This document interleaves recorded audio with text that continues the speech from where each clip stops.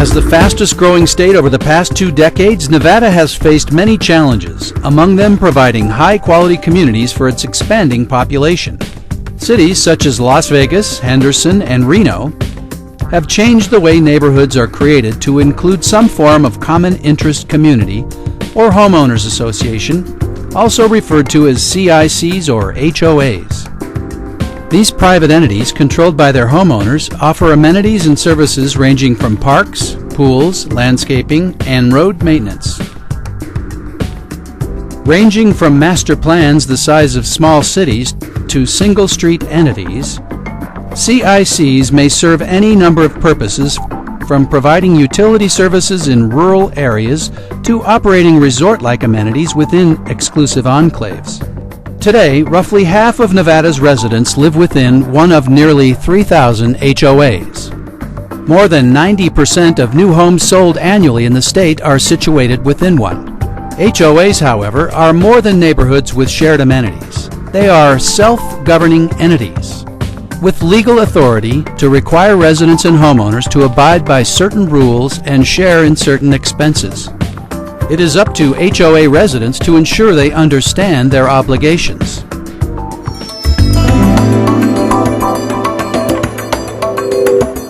Mike and Julie Colvin are first-time buyers in Las Vegas. Shortly after moving to town, their good friend Amanda, who is also a real estate agent, led them to their dream home. It was in a pleasant area near several beautiful amenities, had a large yard, and was within their price range.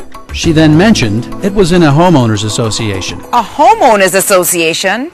I don't know if living in an HOA is a thing, Amanda. I understand. I've had several of my clients move into HOAs and love them. But then again, they're really not for everyone. How about we take a drive throughout the community so we can take a better look? Okay, let's go.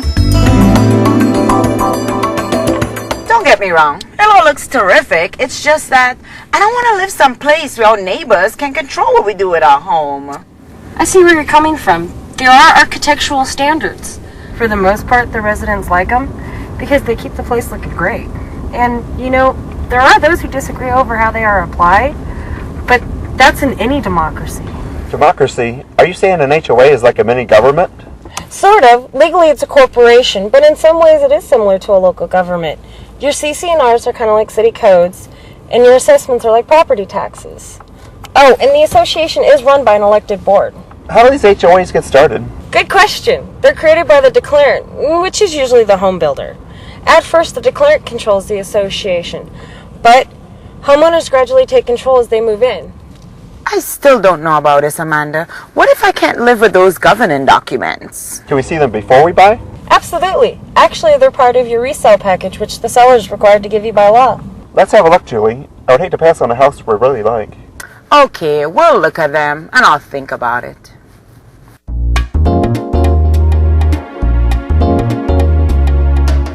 The governing documents are the rules by which HOAs operate. Most important of these are the covenants, conditions, and restrictions which outline the scope of the association. More particular are the rules and bylaws which spell out policies and procedures, everything from acceptable house colors to operating hours for the clubhouse. By reading them, prospective homebuyers can gain a sense of what to expect and what's expected of them.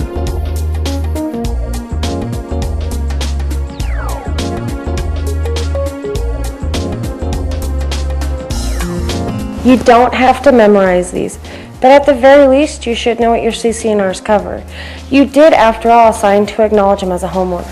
Okay, what's required of us? Well, first, there's an assessment. Every homeowner shares in the cost of maintaining the association. Here, they pay that monthly, and it's very important to pay on time, just like your mortgage. Why is that? Well, you can't keep the front gate working or the landscaping alive without it. I'm okay with paying on time. How about we discuss the rules? That's the part that concerns me. Okay. First, you can't park on the street. Only your guests can, and only for 3 days. Your trash cans, they can only be out 12 hours before or after a scheduled pickup. Oh, and no signs. Amanda, I can't remember all of this. How about you give me a quick overview? Basically, use common sense. Be a considerate neighbor, maintain the outside of your home, and if you want to make any exterior changes, You'll have to run it by the board. Exterior, including the backyard? Mike wants to build a greenhouse. Is that going to be a problem? No, you'll just need to submit your plans to a committee for review. So, you're telling me, we buy the house, we pay to live here, and on top of that, we ask our neighbors' permission before we make changes to our house? Trust me, it serves a purpose. Look throughout the community. It's gorgeous. The whole goal of the HOA is to keep it that way. If you want to build something, you just need to follow some steps. Hi. Hi. Hey, are you talking about my greenhouse? I just chatted with the board president. He's excited to see it. If I hurry, I can get down to the home. What's this? Well, that's an architectural request form. There's some paperwork you're going to need to fill out before you go running off to the home improvement store. Carl Tenney recently won a seat on his HOA's board of directors. After his election, he scheduled an appointment with the board president to get brought up to speed on HOA business. Despite the best of intentions, he just couldn't help but ask about a personal grievance. Hey, John. Hey, Carl, how you doing? How's it going? I know my neighbor's new greenhouse is non-compliance. It's been over 2 months. But every time I would ask the board what's going on with it, the reply would be, we can't discuss it. So I want to know what's going on. You mean the Colvins? Well, when it comes to fines or violations, all we can tell people is that we're following the proper procedures, at least when it comes to non-board members. We can discuss the actions we take, but we can't mention names or addresses. Well, what is going on with it, and why is it taking so long to correct? We have to do things the right way. As directors of the Nevada Association, we have a fiduciary duty. Do you know what that means? Honestly? No. It means we have a legal obligation to make good faith decisions on behalf of the association. In doing so, we can't play favorites, act selfishly, pursue vendettas, or waste money. We have to run the association responsibly. That sounds pretty serious for a volunteer job. Well, think about it. The assets of this association, if you include the homes and the common elements, are worth tens of millions of dollars. And the decisions we make affect homeowners in a very intimate way. We're setting policy for their homes. Oh, you put that way, I can see what you mean. So, who handles these notice letters for fines and violations? The community manager. She does the day-to-day stuff. We just handle the hearings in case somebody wants to challenge their violations. What else do we do? Other than that, we consider rule changes, we approve or deny architectural requests, we conduct the elections, provide guidance for the community manager. Basically, we're the policymakers. Okay, that sounds like plenty. Now stop dodging me. What are we doing about my neighbor's violation? Easy, Carl. We sent them a fine notice. We told them that they didn't follow the proper procedures and that, as you said, their new addition interferes with the use of your property. They've requested a hearing. We can discuss it then. But until then, we shouldn't discuss this any further. Okay, we're in executive session, so these proceedings are confidential. Carl, since you brought forth this complaint, you will have to recuse yourself from participating as a board member. Mike, Julie, thanks for coming tonight. Would you please tell us why you don't believe your new greenhouse violates the CC&Rs? We don't know what we violated. The structure is glass, which is allowed.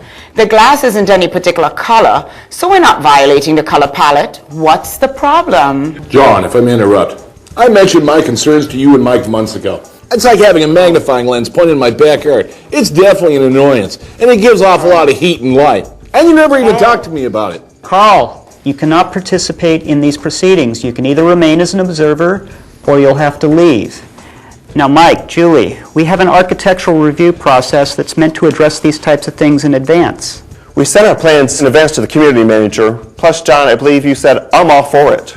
Mike, all I did was encourage you to apply. You still have to go through the process with the ARC committee and the board before work begins, and you need to get consent forms from your neighbors. And bear in mind, an ARC request is just that. It's a request. If the complaint is just procedural, can't you make an exception? It's not just procedural.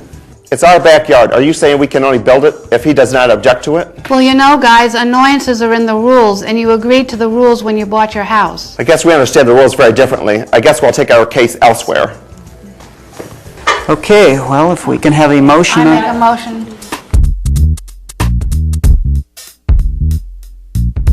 As the association's certified community manager, Kendra Love is a very busy professional. She directly manages a large number of associations and supervises 2 other managers, along with an office staff that handles duties such as accounting, mailing newsletters, courtesy letters, and payment coupons.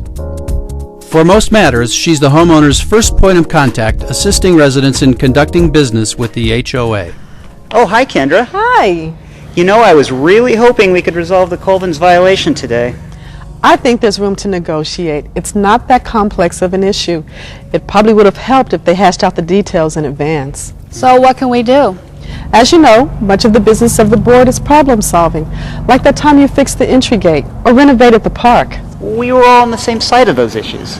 You can be on this matter too. It's not that Carl objects to the project out of spite.